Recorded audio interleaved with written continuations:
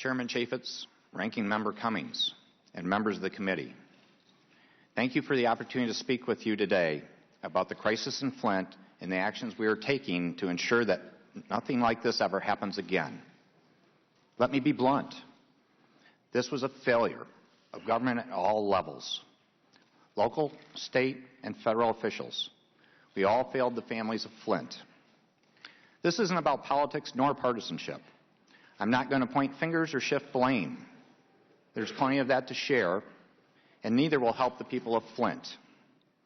Not a day or night goes by that this tragedy doesn't weigh on my mind.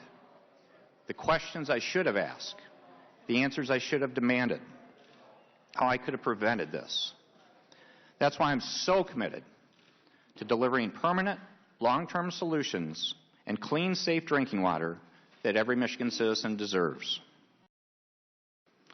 Today, I'll report what we've done, what we're doing, and what we will do to deliver real results and real relief to the families of Flint. But before going through the facts, I want to express my profound gratitude for the help and heroism of Professor Mark Edwards, Dr. Mona Hanna-Atisha, and Flint resident Leanne Walders. They were among the first to sound the alarm about the failures of government and the crisis afflicting the Flint community. Here are the facts. From the day the city of Flint began using the Flint River as an interim water supply on April 25, 2014, and repeatedly after that, the Department of Environmental Quality assured us that Flint's water was safe. It wasn't. A water expert at the federal EPA tried to raise the alarm in February 2015, and he was silenced. It was on October 1st, 2015, that I learned that our state experts were wrong. Flint's water had dangerous levels of lead. On that day, I took immediate action.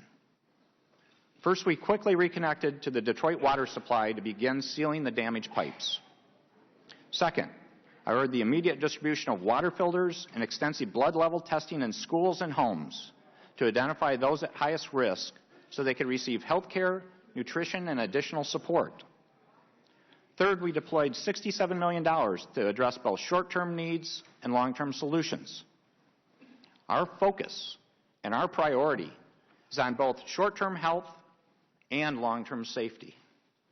This includes diagnostic testing, nurse visits, and environmental assessments in the home to treat any child with high lead levels. This is only the beginning. Right now we're in the applications process for an additional $165 million to deliver permanent long-term solutions. I urge Congress to pass the bipartisan bill for aiding Flint immediately so we can further protect the health and safety of Flint residents and families. From identifying every pipe that must be replaced to providing long-term medical support, we're working with local leaders like Mayor Karen Weaver and our representatives here in Washington to deliver the assistance our citizens deserve. We are holding those who failed accountable, and we're being open with the public about how these failures came about, including releasing my emails and my staff emails relating to this water crisis.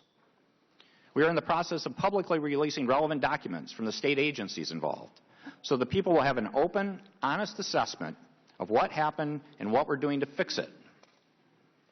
We also began a thorough investigation of what went wrong.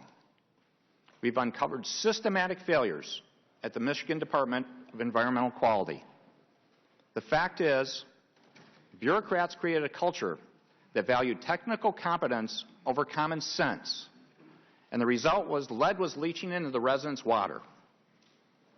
That's why I'm committed to a complete and comprehensive change in state government that puts public health and safety first, and why I've called for a thorough investigation of the Michigan Department of Health and Human Services by the Auditor General and Inspector General. We're taking responsibility in Michigan, and we're taking action, and that's absolutely essential here in Washington too. Inefficient, ineffective, and unaccountable bureaucrats at the EPA allowed this disaster to continue unnecessarily. I'm glad to be sitting next to the administrator from the EPA, because all acknowledge our responsibility and be held accountable. I do want to thank Miguel del Toro, a water specialist at the EPA, who spoke up early about the crisis. Tragically, his superiors at the EPA told local leaders in Flint to ignore his call for action. The truth is, there are many communities with potentially dangerous lead problems.